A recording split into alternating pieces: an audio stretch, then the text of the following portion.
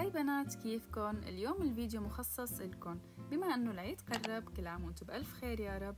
رح ورجيكم روتيني قبل العيد واعطيكم شوية نصائح وورجيكم منتجات كتير بحب استخدمها وكتير بتفيدني.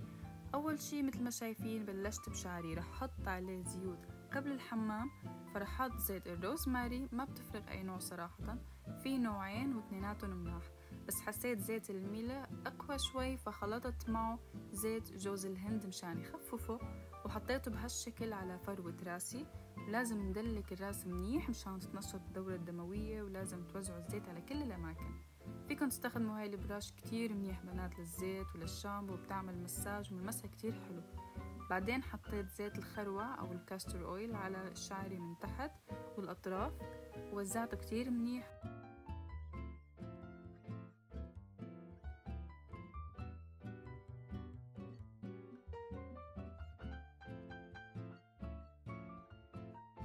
جدلت شعري ورفعته هيك لفوق بهي الطريقة، وغطيته لمدة 3-4 ساعات قبل الحمام.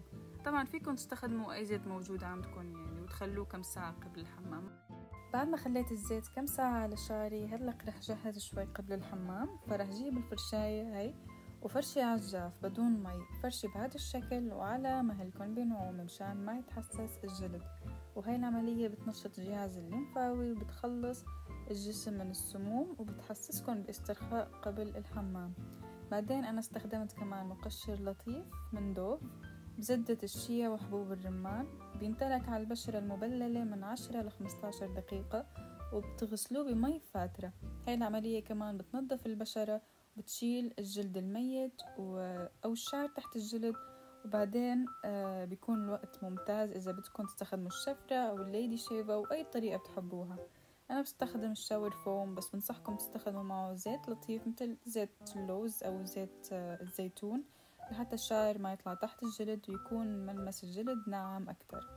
بعدين بليفة لطيفة خفيفة تستخدموا أي نوع شاور جيل بتحبوه. بالنسبة للشامبو، أنا صار لي فترة مستخدم هذا النوع، بصراحة كتير حبيته واستفدت عليه فعلا، وفي منه كذا نوع بحليب اللوز والصبار وللشعر الجاف. طبعا ما بحط فورا على فروة الراس، لا بحطه على ايدي اول شي مثل ما شايفين، بحركه بلطافة، بحطه على الفروة مع التدليك بالاصابع مو بالاظافر. او فيكن تستخدموا هاي الفرشاية طبعا مثل ما قلت لكم. اخر دور هاد شي اختياري طبعا، بس انا بحب احط شامبو اطفال لتضل الريحة حلوة لبعد الحمام. وطبعا البلسم بحط بشكل عام نفس نوع الشامبو، او اذا ما بدي احط بلسم لانه مو دائما بحط، فبستخدم ماسك للشعر بحطه حوالي 5 دقايق مو اكتر وبغسله. والشغلة تاني كتير مهمة اخر شي بتنعمل، هي تجيبوا صابونة اي نوع للجسم وريحتها حلوة تكون. انا استخدمت صابونة مسك الطهارة، جبتها معي من سوريا، بتحطوها على الجسم فورا مو مع ليفة، وبتفركوا بشكل ناعم وبتستنوا عليها شي 2-3 وبعدين بتغسلوا.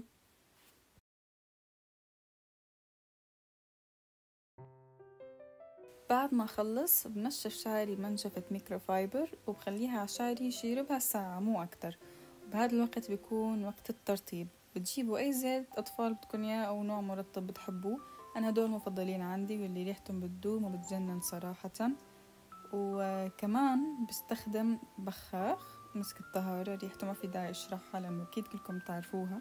وكمان بحب استخدم هذا البودي ميست من جاس، ريحته سكاكر وشوكولا وبتجنن، أنا كتير بحب هاي الروايح صراحة.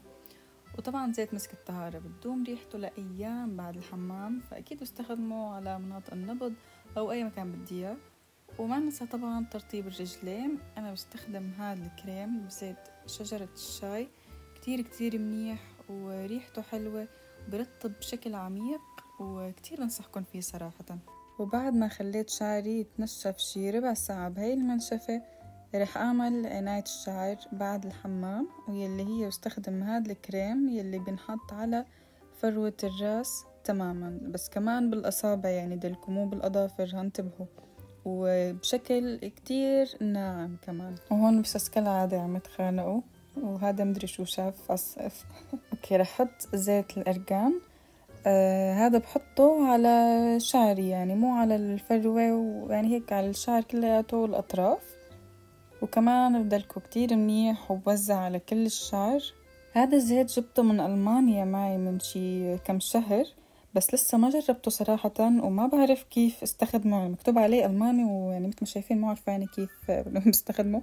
قريت يعني إنه بنحط على الشعر كمان لبعد الحمام، يعني الشعر يكون مبلول، يعني نحطه وينترك هاد سيروم للشعر خلص. وطبعا هيك يعني بفرك الشعر منيح. بعدين بستخدم هاد الكريم هذا لأطراف الشعر كمان كتير منيح، وصار لي سنوات صراحة بستخدمه من أول ما جيت لهون وأنا فعلا بستخدمه كتير منيح.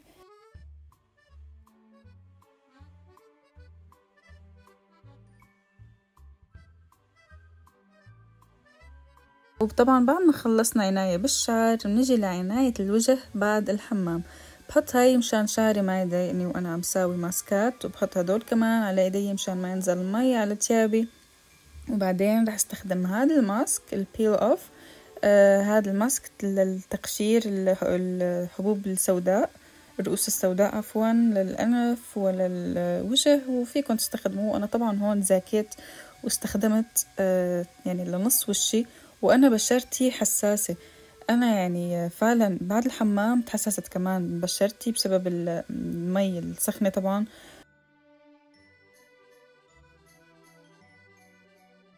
فكتير تحسس وحطيت ليكو هذا الشكل. يا الله هذا الشكل، حتى هذا البسبوس استغرب مني يعني خاف. هون شوفوني عم بتغابى أكتر وعم حط أكتر. بس هلأ رح تشوفوا العذاب بعد شوي وأنا عم شيله. هلأ تشوفي يعني أنا شو رح يصير فيكي. أخ ليكو شلاط مثل المافيات. رح استنى عليه شي. استنيت أنا 30 دقيقة أو أكتر استنيت 3/4 ساعة يمكن لحتى نشف. فما تكتروا، هاي النصيحة الأولى، ما تكتروا، هاي بس عم تنوي. وهون مثل ما شايفيني وأنا عم تعذب وعم أخبط على حالي لأنه ليش سويت هذا الشي وأنا بشرتي حساسة وما بصير ليك، ورح دمع وبكيت وكل شي صار، وقشرت 10 طبقات من جلدي مو بس الرؤوس السوداء. فهلك مسحته لأنه مثل ما شايفين ما نشف على الأخير بعد 30 دقيقة. وكتير وشي وجعني صراحة، بشرتي فعلا تحسست. فحطيت ماء الورد هيك شوي وطبطبت عليه، وهون مبسوطة اني خلصت من هالعذاب. بس رجعت بدي احط ماسك تاني، هذا ماسك الطين. فهيك كمان خليته على بشرتي 15 دقيقة، وكمان مسحته. هون هيك بسوي حركات هبلة وبالله شوفوا لي هالترانزيشن الخطير. في كتير ترانزيشنز على فكرة عملتهم بهذا الفيديو إذا لاحظتوا اوكي هلا رح نختار الماسكات الأخيرة. الماسك هيك اللي رح يهدي شوي البشرة. فهدول كمان شي من ألمانيا شي من هون يعني، فهدول صغار جبتهم من ألمانيا. رح اختار هذا على الشوكولا، ما بعرف يعني لأنه شوكولا مكتوب فمشان هيك ومرسوم، مشان هيك اخترته.